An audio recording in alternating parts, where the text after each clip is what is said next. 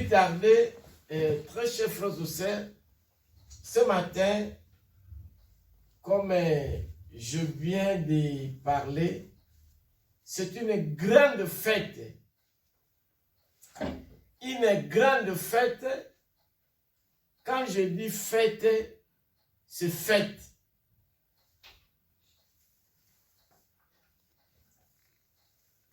La fête, c'est quelque chose qui est exceptionnel. Aujourd'hui, c'est, comment dirais-je, pour nous, étant que chrétiens, fils de Dieu, la Pâque, c'est une fête annuelle, mobile des chrétiens qui commémore la résurrection de notre Seigneur Jésus-Christ.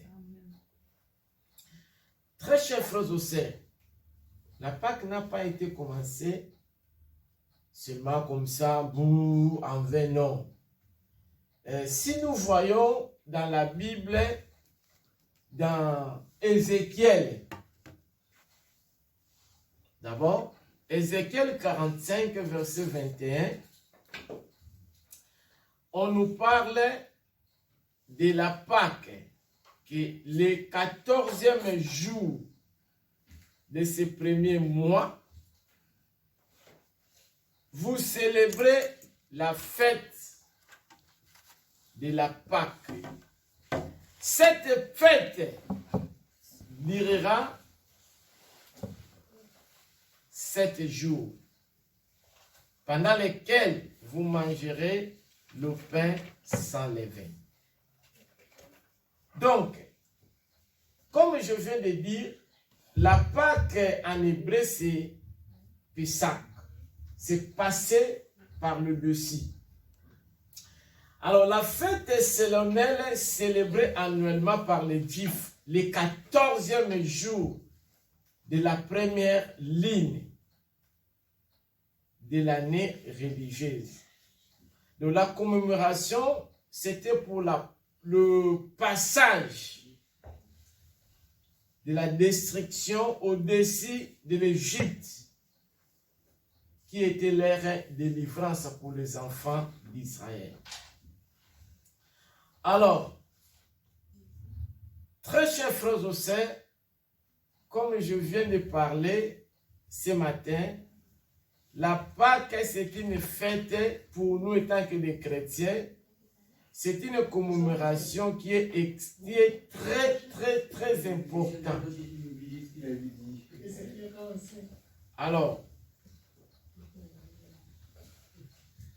pour nous étant que chrétiens, la Pâque, c'est l'échange. C'est l'échange de notre vie sur la croix avec Jésus-Christ. Parce que Jésus-Christ a pris ta vie, ma vie. Il t'a donné la tienne pour être sauvé, délivré, libéré, guéri en toutes choses. Voilà la raison capitale de la souffrance de Jésus-Christ sur la croix pour nous et pour nous sauver. Alors, je voulais vous dire quelque chose. Il est à savoir que Jésus-Christ, c'est notre avocat qui ne perd jamais, de procès. C'est alors, par la mort et la résurrection de Jésus-Christ, nous sommes devenus les plus que vainqueurs à cause de Jésus, à cause de sa mort sur la croix et à cause de sa résurrection. Ce matin, Jésus-Christ est bel et bien ressuscité. Il était mort, crucifié à la croix. C'était pour apporter nos péchés sur la croix. Voici la bonne nouvelle est le bon moment pour nous de se repentir. Parce que Jésus-Christ est capable de nous pardonner, quels que soient nos péchés, quel que soit ce que nous avons commis. Jésus-Christ est venu pour nous sauver, nous libérer, nous délivrer de tout ce que nous avons fait étant que nous êtres humains. Alors, avant de commencer, notre texte de note d'aujourd'hui se trouve dans Marc 16. Nous allons lire Marc 16, 1 à 12, 1 à 10. Mais avant de lire Marc, je veux qu'on puisse lire sur Psaume 81, de 2 à 8. C'est l'introduction qui va nous amener de vivre notre Pâques de ce matin. Psaume 81, de 2 à 8. C'est là, Psaume 81, ou 81. Psaume chapitre 81, verset 1 à 12, chez le nom de Jésus. Non, de 2 à 8, s'il vous plaît. Chantez avec allégresse à Dieu, notre force. Poussez des cris de joie vers le Dieu de Jacob. La Bible nous dit ce matin de chanter joyeusement pour Dieu, notre défenseur, notre sauveur, notre libérateur. De faire quoi? De chanter joyeusement. Il est notre défenseur, notre sauveur, notre libérateur. Criez de joie pour le Dieu de Jacob. Priez, donc criez avec joie pour ton Dieu, de ce que Dieu a fait. Criez avec joie. La Bible nous dit criez avec joie. De tout ce que le Seigneur a fait pour nous ce matin. Parce qu'il a fait de grandes choses pour toi et pour moi. Continuez ma sœur. Entonnez des cantiques, faites résonner les tambourins, la harpe mélodieuse et le luth. Sonnez de la trompette à la nouvelle lune, à la pleine lune, au jour de notre fête. Car c'est une loi pour Israël. C'est une loi. Donc c'était une loi pour Israël. Aujourd'hui, c'est une loi pour nous les chrétiens. Une ordonnance du Dieu de Jacob. Une ordonnance pour le Dieu de Jacob. Pour ton Dieu, c'est une ordonnance. Il en fit un statut pour Joseph. Une ordonnance, c'est quoi? C'est une règle qui était imposée. Une ordonnance pour toi et pour moi. Pour la famille de Jacob qui est partie en guerre contre quoi? Contre Égypte. Continuez ma sœur. Quand il marcha contre le pays C'est dans d'Égypte. quel verset? 5. Oui. J'entends une voix qui m'est inconnue. J'ai déchargé son épaule du fardeau et ses mains ont lâché la corbeille. Tu as crié dans la détresse, je t'ai délivré. Nous avons crié pour nos péchés, pour nos problèmes, pour nos difficultés. Mais le Seigneur a fait quoi? Il nous a délivrés. Le Seigneur a entendu nos cris. Le Seigneur a descendu pour nous délivrer, nous sauver. Je t'ai répondu dans la retraite du tonnerre. Je t'ai éprouvé près des eaux de mer. Dans le malheur, dans les difficultés, dans la souffrance que nous avons, le Seigneur nous a répondu. Le Seigneur nous a répondu. Le Seigneur nous a sauvés. Le Seigneur nous a protégés. Très chers frères et sœurs, ce matin, qu'est-ce que je voulais dire? Je voulais dire que réjouissons-nous, car Jésus-Christ est bel et bien ressuscité. Parce que la mort de Jésus-Christ sur la croix et sa résurrection, c'est notre fierté. Parce que la croix du Christ et la résurrection est supérieure à toute chose. Très chers frères et sœurs, je voulais vous dire quelque chose. L'Église musulmane peut parler de la parole. L'Église et les bouddhistes peuvent parler. Mais ce qui nous diffère, c'est la croix de Jésus-Christ et la résurrection de Jésus-Christ. Parce que Jésus est bel et bien ressuscité. Amen. Amen. Ils peuvent vous parler de la parole. Le Coran, de la Bible. Ils peuvent vous parler des autres religions. Mais leurs dieux, leurs représentants ne sont pas ressuscités. Amen. Amen. Mais nous, Jésus-Christ est bel et bien ressuscité. Très cher frère et sœur. Papa Guillaume, il peut venir te parler de la parole, des enseignements qui sont dans le Coran, dans même la Bible. Mais ce qui nous diffère, c'est la croix de Jésus-Christ. Amen. C'est la résurrection de Jésus-Christ. Amen. C'est ça notre fierté. Amen. Amen. Amen. Le leur, ils sont morts. Ils sont restés au tombeau. Mais nous, Jésus-Christ, est bel et bien ressuscité. Amen. Amen. Vous savez que la croix, dans le temps ancien, c'était la honte. Jésus-Christ a amené notre honte, nos péchés, nos difficultés sur la croix.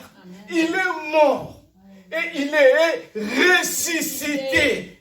Amen. Amen. Donc quelqu'un peut venir, Rose, te séduire, te mentir, mais avec leurs enseignements. Mais quand nous sommes basés sur la croix et la résurrection de Jésus-Christ, qui fait notre fierté, qui fait notre force. Amen. Amen. Raison pour laquelle, attention, il y aura des gens qui peuvent venir te parler, leurs enseignements, t'expliquer. Mais, les lèvres, ils ne sont pas ressuscités.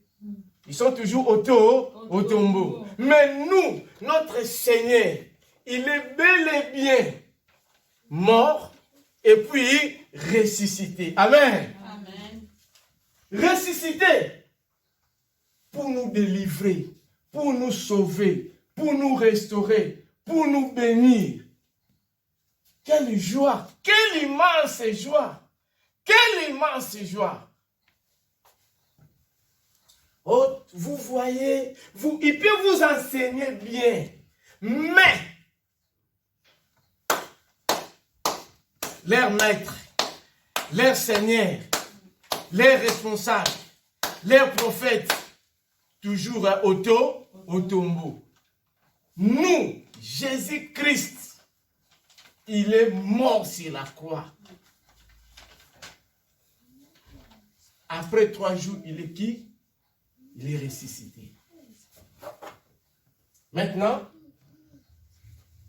qu'est-ce que je voulais dire?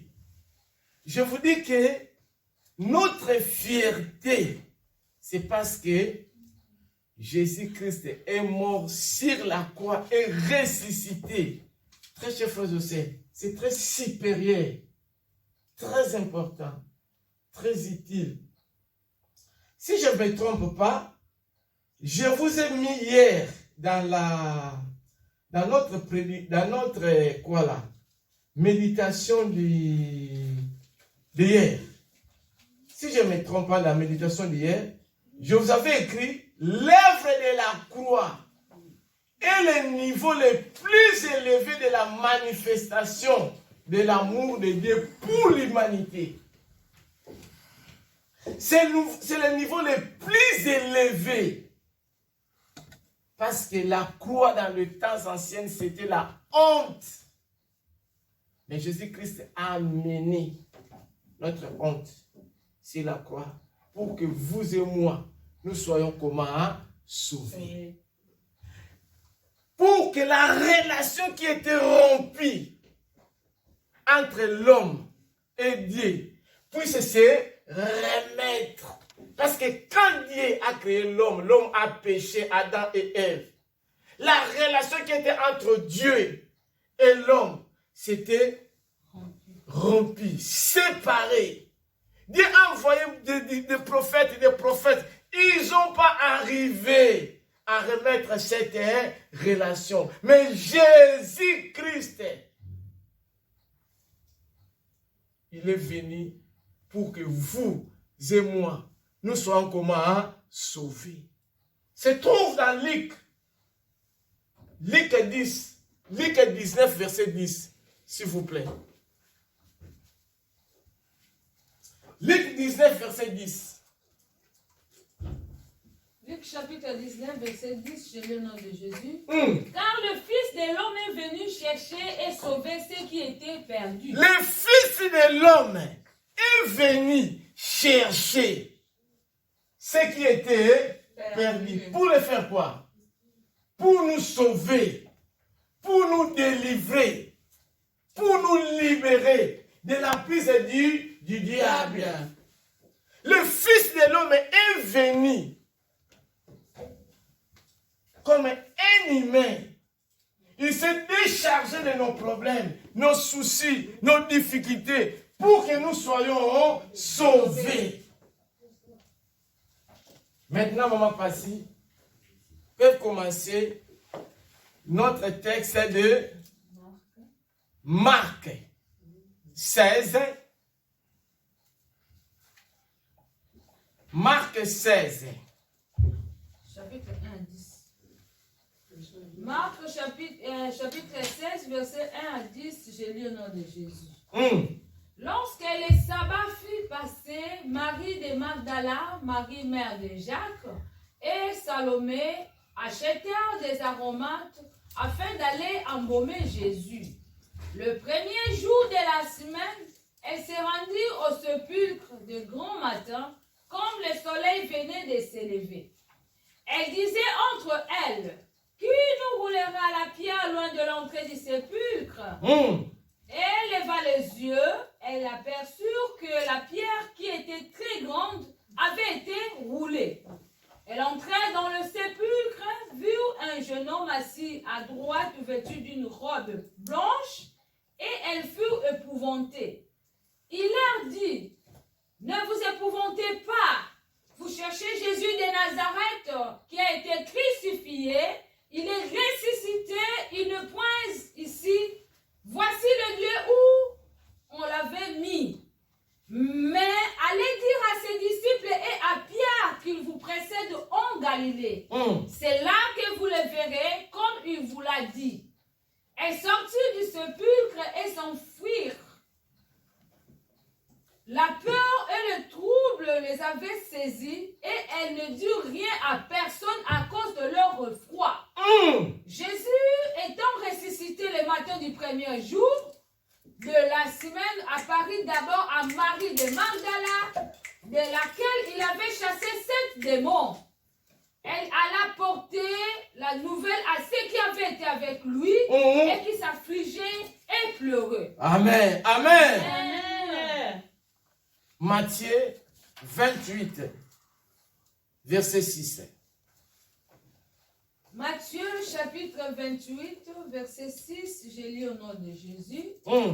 Il n'est point ici. Il est ressuscité comme il avait dit. Il n'est point ici. Voici. Il n'est point ici. Venez, voyez. Il n'est point ici. Il est devenu de la mort à la vie, comme il avait dit. Venez voir l'endroit où il était couché. Amen. Amen. Très chers frères et sœurs, ce n'est pas des mensonges. Amen. Ce n'est pas des utopies. Ce n'est pas le jouet. Mais c'est la vérité. C'est la réalité. Qu'est-ce que je voulais dire par là? Je voulais dire, comme j'ai dit au départ, aujourd'hui, on nous parle de la résurrection de Jésus. Jésus-Christ est bel et bien ressuscité. Jésus-Christ est vivant. Il est là comme notre responsable, notre chef, notre Seigneur, notre Sauveur. Il est vivant. Le dimanche matin de la Pâque, c'est le début. Ça a commencé la journée dans la début de la Père. Parce que Jésus était le roi, le maître, tout ça, mais il est mort. Alors, il y avait le dame. Il s'est fait jour, 3 femmes s'est hâté vers le tombeau de Jésus. Pour le faire quoi? Pour l'embaumer. Mais en arrivant, le tombeau est vide. Quel bouleversement! Ma sœur, vous partez pour voir embaumer quelqu'un qui était mort. Paf! Le tombeau est vide. Les femmes étaient bouleversées par les constats qu'ils ont vus. Mais le maître est mort. Mais comment il n'est pas là? Et ils n'ont pas réfléchi ce que Jésus disait que non, je dois mourir et après 3e jour, je serai ressuscité. Ils n'avaient pas réfléchi. Mais Jésus est ressuscité. Jésus a vaincu la mort. La Bible nous dit, comme nous venons de dire, il n'est pas ici, il est bel et bien ressuscité. Vous savez, la journée a commencé par la paix, comme je dis. La peur, la crainte. Pourquoi? Parce que les femmes pensaient que cet homme qui était vêtu de blanc, l'ange qu'il était dans le tombeau, il était un menteur ou il se moquait d'elle. Parce qu'au milieu de trouver le corps de Jésus, crucifié, il découvre un jeune homme habillé de blanc, tout blanc. Il leur déclare comme si rien n'était, que non, Jésus est ressuscité. Et allez vous le trouver en Galilée. Donc ils étaient étonnés de la situation, sans réfléchir que Jésus leur disait qu'il va mourir et il va ressusciter. Ce matin, n'ayez pas peur de ta situation, n'ayez pas peur de ta vie, parce que Jésus qui est ressuscité, il est là pour te sauver, pour ta maladie, pour ta situation, pour ton problème. Rien n'est impossible à lui. Comme il est ressuscité, ta maladie va se transformer en guérison. Amen. Comme il est ressuscité, il va ressusciter toute chose qui est morte dans ta vie. Amen. Amen. Comme il est ressuscité, il va ressusciter toute chose qui était enterrée dans ta vie. Amen. Amen. Comme il est ressuscité, il va ressusciter toute chose que le diable a volée dans ta vie. Amen. Amen. Reçois la résurrection, l'esprit de la résurrection. Amen. Reçois la restauration. Reçois la bénédiction. Reçois la prospérité. Amen. Reçois la paix. Parce que le ressuscité du 3e jour est bel et bien vivant. Amen. Amen. N'ayez pas peur. Des femmes, ils ont peur. Ils avaient peur. Mais comment les trouver? Le corps de Christ est crucifié, mais on voit ici un homme habillé en blanc qui nous dit qu'il n'est pas ici. Jésus est ressuscité. Ce matin, le Jésus qui est ressuscité, il veut ressusciter toute chose qui est morte dans ta vie dans le nom de Jésus de Nazareth. Jésus, il a souffert pour vous et moi, pour que nous ayons la vie et la vie éternelle. si on nous montre ce que Jésus était, personne ne pouvait mettre attention à Jésus. La Bible nous dit dans Ésaïe 53, de 1 à 8. Nous allons lire. Ésaïe 53. Ésaïe chapitre 53, verset 1 à 8, je lis le nom de Jésus. Qui a cru à ce qui qui a cru à ce qui nous était annoncé? Qui a reconnu le bras de l'Éternel? Qui a reconnu le bras de l'Éternel? Il s'est élevé devant lui comme une faible plante. Il s'est élevé comme une faible plante. Comme un rejeton qui sort d'une terre desséchée. Comme un rejeton qui sort dans un terrain desséché. Il n'avait ni beauté, ni quoi? Ni éclat, nos regards. Ni prestige qui attire les regards.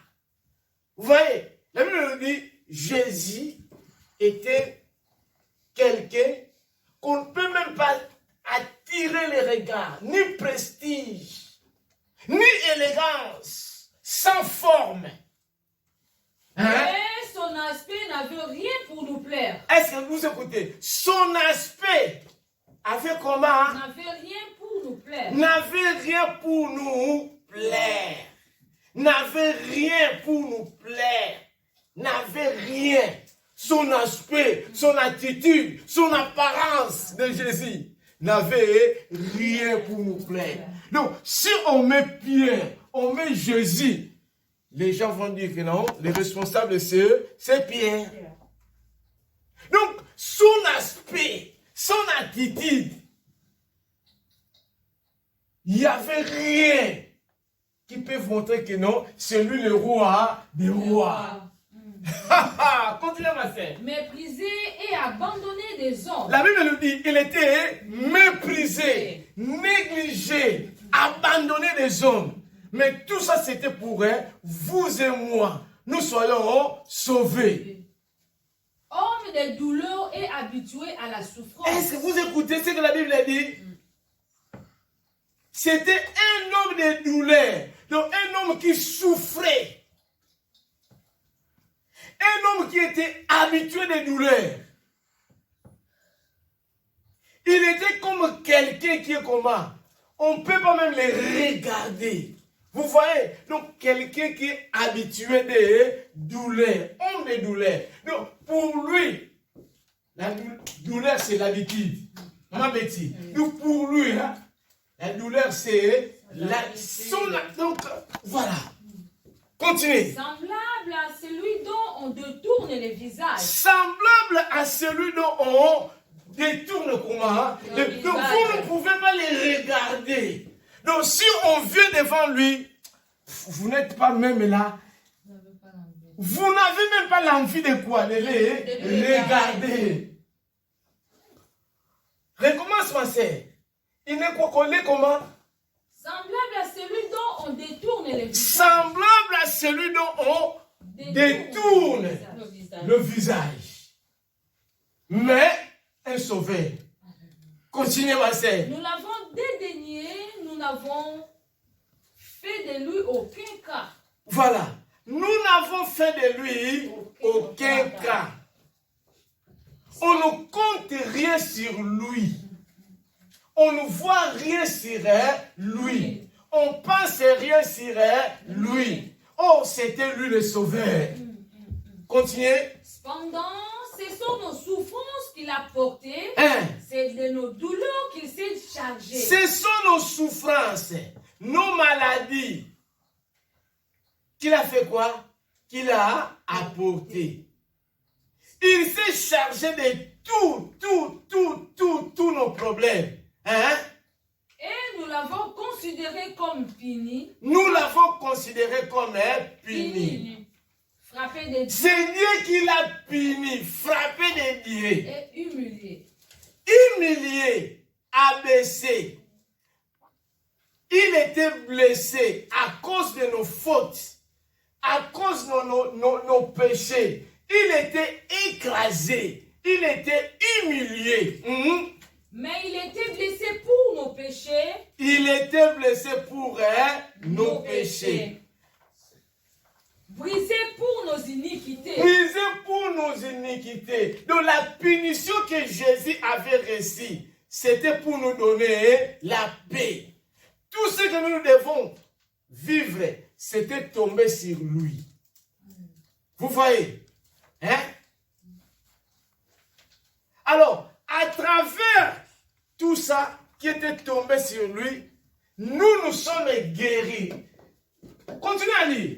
Le châtiment qui nous donne la paix est tombé sur lui. Les châtiments, le blessure, tout ça qui nous donne la paix aujourd'hui est tombé sur lui. Est tombé sur Jésus. Les châtiments qu'aujourd'hui, nous sommes fiers d'être enfants de Dieu est tombé sur Jésus. La Bible nous dit, lorsque nous étions encore des pécheurs, Jésus est quoi? Était mort pour nous. C'est rose. C'est pas facile, hein? Donc, exemple, moi, je fais un délit. Mais, mon frère, Guillaume, il se présente que non, moi, j'irai en prison à cause de papa Antonio. Donc, mon frère, il se sacrifie à ma place. C'est ce que Jésus a fait pour vous et moi. Pour que nous soyons sauvés. Pour que nous soyons délivrés. Pour que nous soyons bénis. Le châtiment qui devrait tomber sur nous est tombé sur Jésus. Et c'est par ce meurtrissure que nous sommes guéris. La Bible dit, c'est par ces maîtrises, c'est par ces maîtrises que tes maladies, que nous sommes guéris. Donc ta situation, ta maladie, Jésus-Christ a amené ça sur la croix. Jésus-Christ a donné la solution. Jésus-Christ a fait tout déjà. C'est par ces maîtrises que nous sommes guéris. Ta maladie aujourd'hui, c'est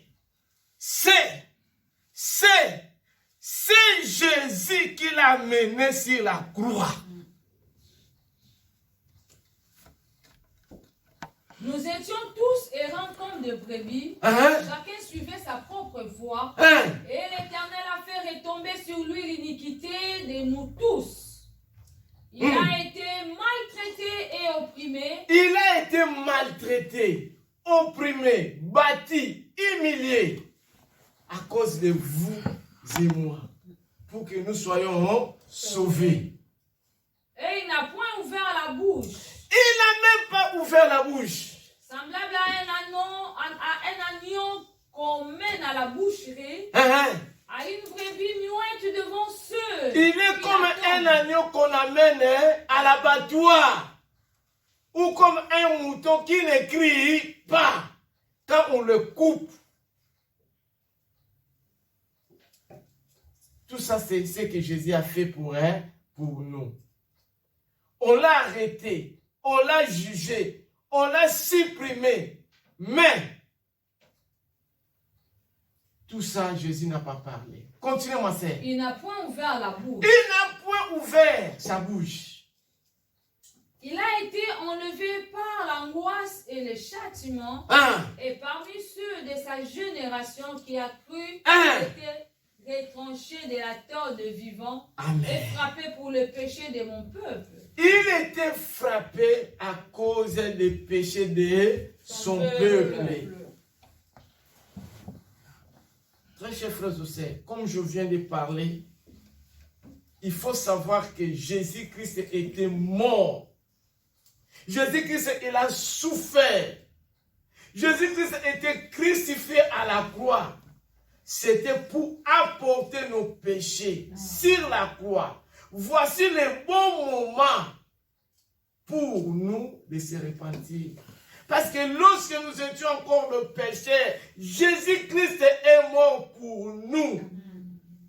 Ce matin, Jésus est capable de pardonner quels que soient tous les péchés que nous avons commis. Très chers frères et sœurs, ce matin, ne marchez pas sur le poids de tes péchés. Peu importe tes péchés, Jésus est là pour nous sauver, pour nous délivrer, pour nous accorder la vie éternelle. Jésus est là pour nous accorder la vie éternelle. Jésus est là pour nous accorder la vie éternelle. La vie pécheresse peuvent te plaire, peuvent plaire ta chair. Mais ce matin, Jésus-Christ, il est venu pour ta vie, pour que tu sois sauvé, pour que tu sois transformé, pour que tu sois libéré, pour que tu sois guéri pour ta maladie. La Bible nous dit, il a laissé le ciel. Il est venu nous chercher pour nous sauver. Ce matin, Jésus est capable de pardonner quel que soit ce que tu as fait. Il est mort, il est ressuscité à cause de vous et moi. C'est écrit dans Jean. Nous pouvons lire, s'il vous plaît, Jean 3, 16. Jean 3, 16 à 17. Jean 3, chapitre 3, verset 16, je lis au nom de Jésus. Jean 3, 16 et 17. Car Dieu a tant aimé le monde, il a donné son Fils unique, afin que quiconque croit en lui ne périsse point, mais qu'il ait la vie La éternelle. Bible nous dit, car Dieu a tellement aimé le monde, qu'il a donné son Fils unique, afin que quiconque, très chers frères et sœurs, quiconque c'est toi et moi, quiconque croit en lui, ne fait pas quoi? Ne périsse point. Ne périsse point, mais qu'il ait quoi? La vie éternelle. La Bible nous dit, car Dieu a tellement aimé le monde, il a donné son Fils qui est Jésus de Nazareth. Jésus-Christ est venu pour nous sauver. Jésus-Christ est venu pour nous donner la vie et une vie en abondance. La Bible nous dit, quiconque c'est vous et moi. Si nous croyons en Jésus, nous avons la vie éternelle. Le monde va passer. Toute chose va passer. Mais où est-ce que tu vas passer ton éternité? Quiconque, c'est vous et moi. Si nous croyons ce matin en Jésus, le ressuscité le troisième jour, nous avons la vie éternelle. La vie éternelle. La Bible nous dit, que sert-il à un homme de gagner tout si perd son âme? Le vrai toi, c'est ce qui est en toi. Le vrai toi, c'est ce qui est dedans.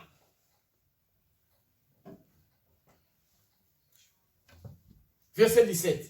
Dieu, en effet, n'a pas envoyé son Fils dans le monde pour qu'il juge le monde. Dieu n'est pas envoyé. Dieu n'a pas envoyé son Fils dans le monde pour juger le monde, pour condamner le monde. Non. Dieu n'a pas envoyé Jésus-Christ dans ce monde pour ne pas juger le monde, pour ne pas condamner le monde. Mais il a envoyé son Fils, pourquoi? Pour sauver le monde. Pourquoi? Mais pour que le monde soit sauvé par lui. Pour que le monde soit sauvé par lui. Il n'y a pas une autre personne qui est venue pour nous sauver. C'est seulement Jésus de Nazareth. Il est venu, non pas pour nous condamner, non pas pour nous bloquer, mais il est venu, non pas pour nous juger, mais Jésus-Christ est venu pour nous sauver. Nous sauver. Nous donnons la vie éternelle. Vous pouvez avoir tout, mais si vous passez ton éternité à la fin, très chers frères et sœurs, c'est fini pour toi. Mais le temps de la grâce est là. Jésus-Christ est venu chercher toute personne qui était perdue. Vous et moi, nous étions perdus. Mais Jésus-Christ s'est sacrifié pour que nous ayons la vie éternelle. Il n'est pas venu pour nous condamner. Il n'est pas venu pour nous chercher, nous juger. Mais il est venu pour nous sauver. Ce matin, Jésus-Christ est venu pour nous sauver ce matin. Très chers frères et sœurs, ce que je voulais dire, Jésus est là. Jésus est là. Il est venu pour nous sauver. La vie pécheresse peut te plaire, peut plaire ta chair. Mais ce matin,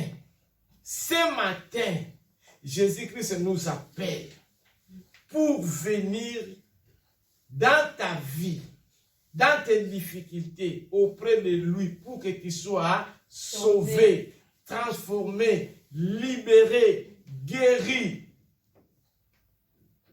Il est venu pour nous sauver. Il est venu pour nous sauver.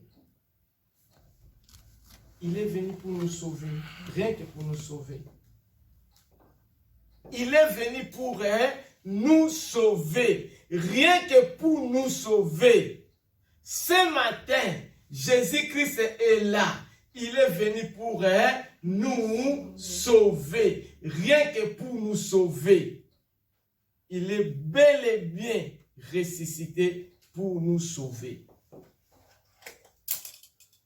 Le diable est en train de nous distraire, pour le plaisir de ce monde. Mais Jésus est venu pour nous sauver. Nous avons des soucis de la situation actuelle, des problèmes, des difficultés qui semblent être bloqués notre vie. Mais ce matin, présente-les à Jésus-Christ, le ressuscité, pour apporter et pour amener la solution, la satisfaction à tes problèmes. Nous sommes bloqués, nous sommes toujours dans la situation de ce monde. Mais Jésus-Christ, avec sa mort, c'était une mort, comment dirais-je, grammatique. Parce qu'il a choisi de remettre en bonne voie notre relation qui était rompue par Adam. Jésus-Christ est venu pour remettre en bonne voie. Il a choisi de remettre son corps, sa vie, son esprit, pour donner la vie aux autres.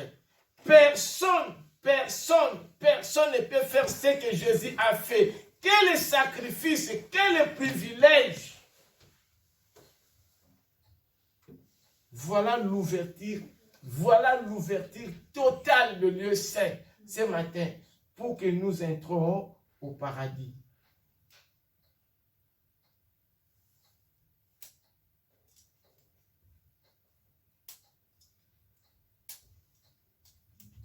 Nous avons des promesses que Dieu nous a données. Mais la promesse la plus importante, c'est le royaume. Nous allons lire des versets pour que je termine ma prédication. Nous allons lire 1 Pierre 4, 7. Et maman Bernadette va me préparer Apocalypse 1, verset 18. 1 Pierre. 1 Pierre chapitre 4, verset 7. J'ai le nom de Jésus. Oui. La fin de toutes choses est proche. La Bible nous dit, la fin de toutes choses est proche. Soyez donc sages et sobres. Vivez donc d'une manière, comment? Sage et sobre. Donc, vivez d'une manière raisonnable et gardez votre esprit éveillé. Pour vaguer à la prière. La Bible nous dit, la fin de toutes choses est approche. La fin. Jésus-Christ revient très bientôt. La fin de toutes choses est proche. Vivez donc d'une manière raisonnable et gardez votre esprit éveillé.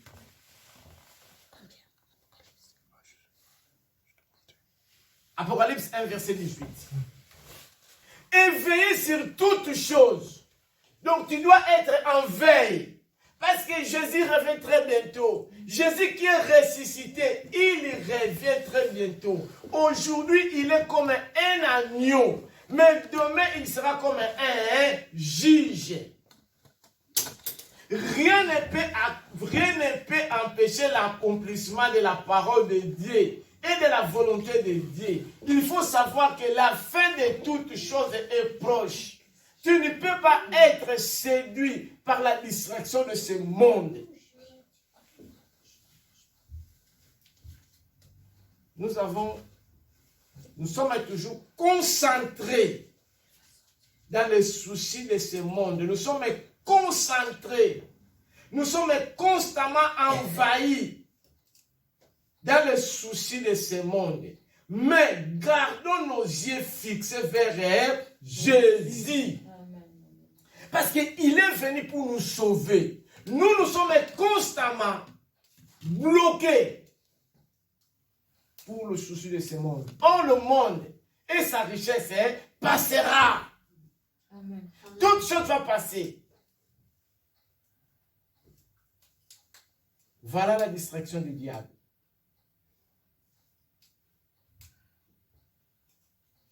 Apocalypse 1, verset 18.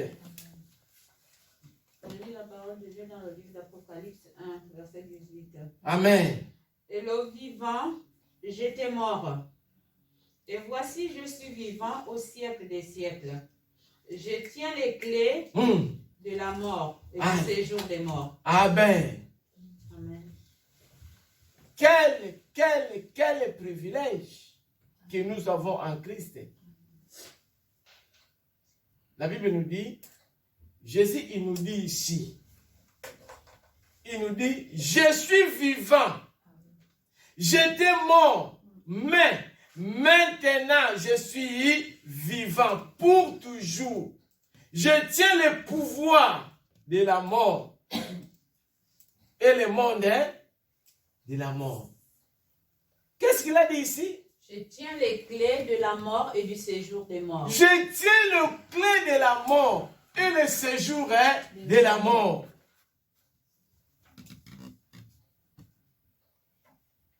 La Bible nous dit Jésus-Christ qui a le clé dans sa main de la mort et le séjour de la mort. Mais il nous dit, il est vivant. Il était mort, mais maintenant, il est vivant. C'est lui qui tient toutes choses dans ses mains. Il tient quoi? Les clés de la mort. Le clé de la mort. Et du séjour de la mort. Et le pouvoir du séjour des morts. Des morts. De tous les morts. Mais il est vivant. Très chers frères et sœurs. Si Jésus était fidèle, même pour tout ce qui s'est passé, même pour l'humiliation, il était bâti, il était maltraité à cause de vous et moi. Nous aussi, comme les enfants de Dieu, réellement convertis, soyons fidèles, soyons obéissants et préoccupez-nous d'accomplir la tâche de l'œuvre de Dieu qui nous a donné. Parce que Jésus qui est mort pour nous, il a tout dans ses mains. C'est à nous de s'approcher à lui. C'est à nous de mettre Jésus au centre de notre vie. C'est à nous de marcher comme Jésus a marché. Il dit, il tient tout dans ses mains. Il est vivant. Ce matin, Jésus-Christ veut transformer nos vies, veut ressusciter nos vies. Il est mort pour apporter la rédemption des péchés dans nos vies. Il est mort pour apporter toutes choses.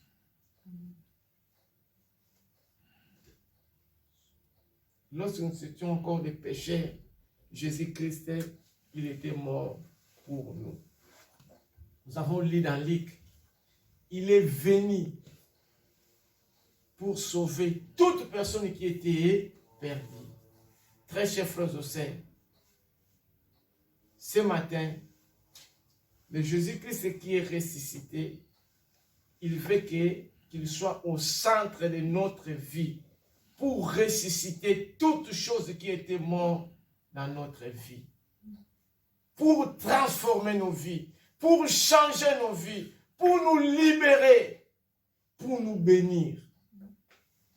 Je dis, la croix de Jésus-Christ, la résurrection de Jésus-Christ, c'est ce qui fait notre fierté.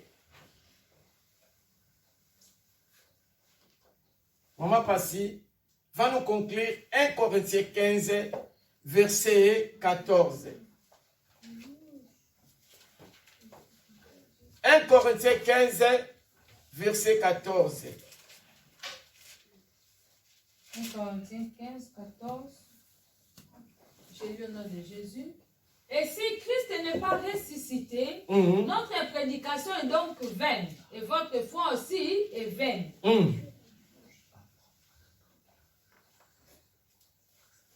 La Bible nous dit, et si Christ n'était pas ressuscité, notre prédication, nous n'avons rien à prêcher, est vaine. Mais Jésus-Christ est ressuscité. Je voulais dire quelque chose comme l'apôtre Paul a dit.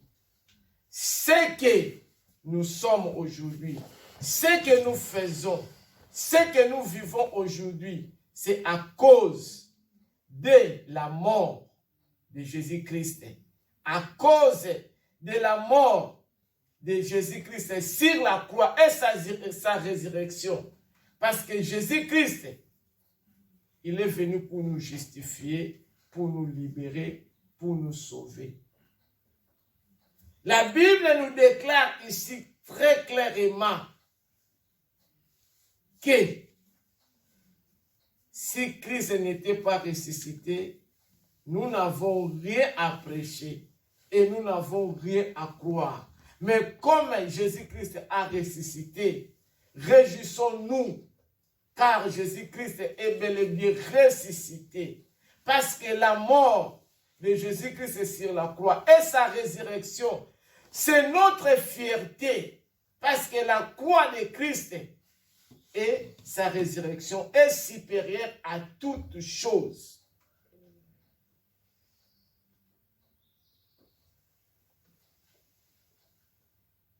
Pour terminer, je voudrais dire quelque chose. Vous savez, chaque fois que Dieu veut changer ton histoire, chaque fois que Dieu veut t'amener d'aller en avant, dans une dimension, il nous demande aussi d'obéir à une instruction. Jésus-Christ était obéissant jusqu'à la mort et à la mort sur la croix. Raison pour laquelle le Seigneur l'a donné tout pouvoir. Jésus-Christ, il était obéissant.